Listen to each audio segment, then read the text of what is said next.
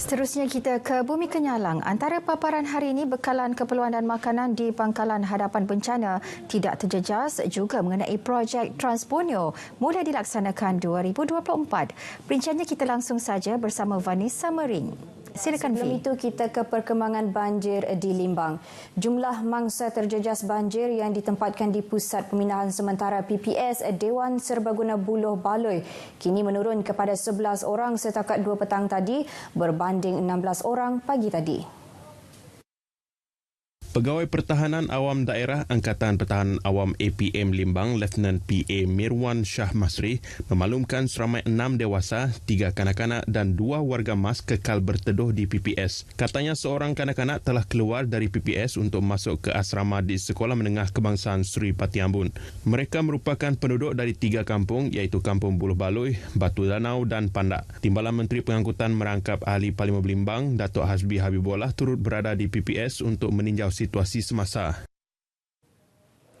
Bekalan barangan keperluan serta makanan di Pangkalan Hadapan Bencana seluruh negara tidak terjejas meskipun Malaysia berdepan dengan ketidaktentuan harga barangan keperluan asas di pasaran. Whatever it is, kita mesti memberi makanan based on apa yang kita biasa beri, seperti biasa. We cannot afford to cut down. We can't afford because itu kerajaan paksa aturlah, atur sendiri. Menteri Pembangunan Wanita, Keluarga dan Masyarakat Datuk Seri Nancy Shukri memberi jaminan tersebut ketika ditemui pemberita selepas menyempurnakan Hari Jantung Sedunia 2023 anjuran Yayasan Jantung Sarawak di Kuching hari ini.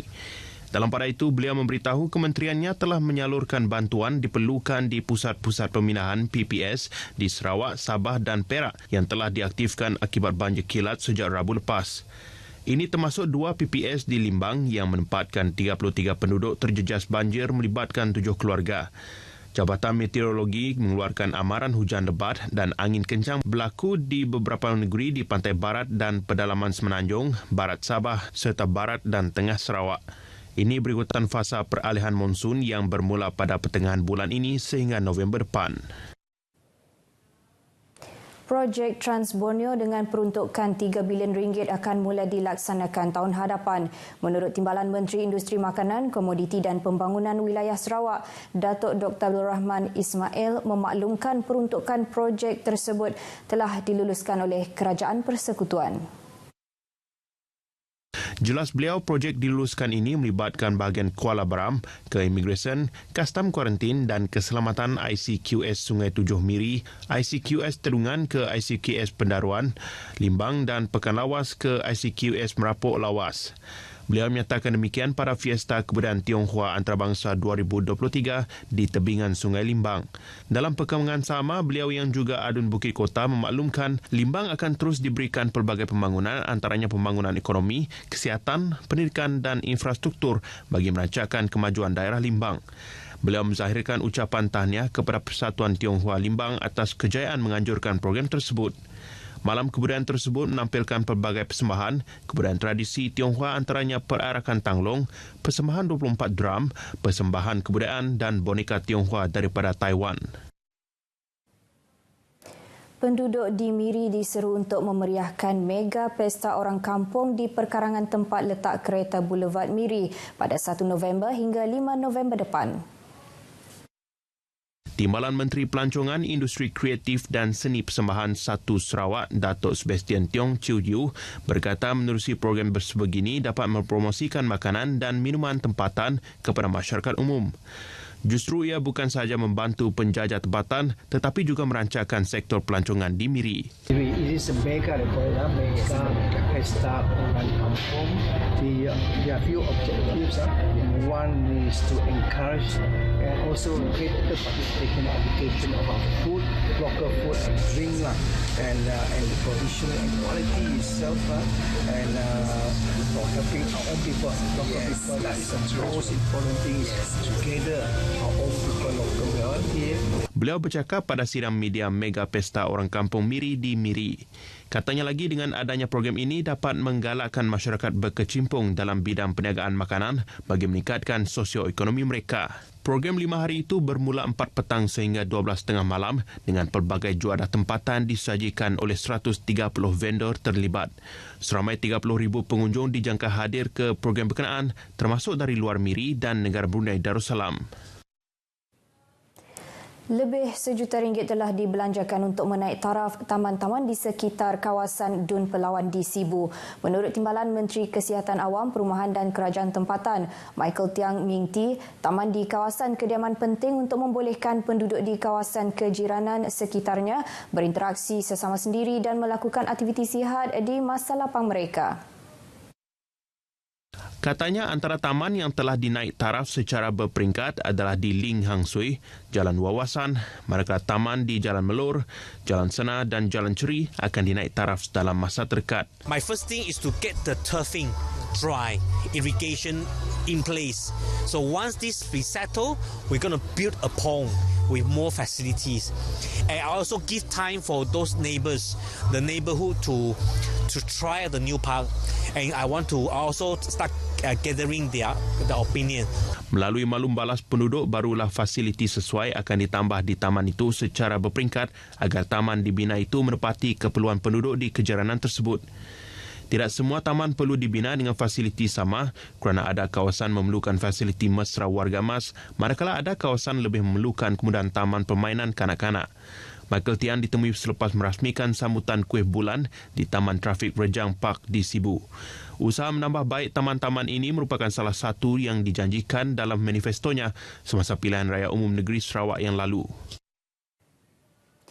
Yayasan Jantung Sarawak dalam usaha mengumpul dana bernilai RM2.6 juta untuk pembelian mesin Magnetic Resonance Imaging atau MRI bagi menggantikan mesin sedia ada di Hospital Sibu. Ahli Lembaga Pemegang Amanah Yayasan Jantung Sarawak, Datin Patinggi Dato' Amar Jamila Anu berkata, setakat ini pihaknya telah berjaya mengumpul sejumlah RM1.74 juta untuk tujuan tersebut. Beliau berucap pada sambutan Hari Jantung Sedunia 2023 di Pekarangan Pustaka Sarawak di Kuching hari ini. Katanya mesin MRI baru amat diperlukan di hospital berkenaan kerana ia menyediakan perkhidmatan kesihatan di kawasan yang agak luas termasuk bahagian muka dan serikir. Datin Patinggi Dato' Amar Jamilah turut menyatakan penghargaan kepada para penyumbang yang telah memberi sokongan padu serta membantu Yayasan Jantung Sarawak dalam melaksanakan usaha tersebut. Sejak perubahan yayasan tersebut pada 1996, ia telah berjaya mengumpul dana bernilai jutaan ringgit bagi tujuan rawatan dan pemulihan pesakit jantung, pembelian peralatan perubatan, Pusat Jantung Sarawak dan hospital-hospital yang lain. Katanya lagi, selain itu dana berkenaan juga digunakan untuk membiayai projek penyelidikan berkaitan penyakit-penyakit jantung. Hampir 2,000 penduduk Bandaraya Kuching terlibat dalam acara Walk a Mile sebagai simbolik sokongan terhadap sambutan program berkenaan yang dirasmikan Menteri Pembangunan Wanita, Keluarga dan Masyarakat Datuk Seri Nancy Shukri. Turut hadir memberi sokongan ialah Timbalan Premier Dato' Amar Awang Tengah Ali Hassan serta isteri. Kerajaan perlu bertindak segera bagi mengurangkan kadar inflasi yang semakin meresahkan rakyat di negara ini. Menurut Adun Bukit Asik, Joseph Chiang Jin A, kini bukan hanya beras yang mengalami kenaikan harga, tetapi barangan keperluan harian lain termasuk sayur-sayuran dan makanan di dalam tin. Situasi ini menyebabkan rakyat semakin tertekan akibat dihimpit kenaikan kos sara hidup. Sebagai adun, beliau menerima banyak aduan dan rungutan daripada rakyat yang memerlukan bantuan daripada beliau, terutama mereka yang tidak lagi mampu untuk membeli makanan. Beliau percaya sudah sampai masa kerajaan mengambil tindakan segera mengawal kenaikan harga barangan asas di pasaran. Government should intervene, especially on this price, especially for the rice, right? The beras company should allow the individual company to do the import, from overseas, rather than the beras itself control monopoly on it. It shouldn't be in that way.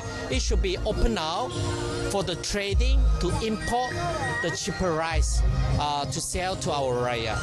Beliau ditemui media selepas merasmikan program sambutan kuih bulan yang diadakan di Pekarangan Pusat Khidmat Adun Bukit Asik. Lebih 1,000 orang hadir ke program itu yang turut menyaksikan pelbagai persembahan menarik daripada artis tempatan.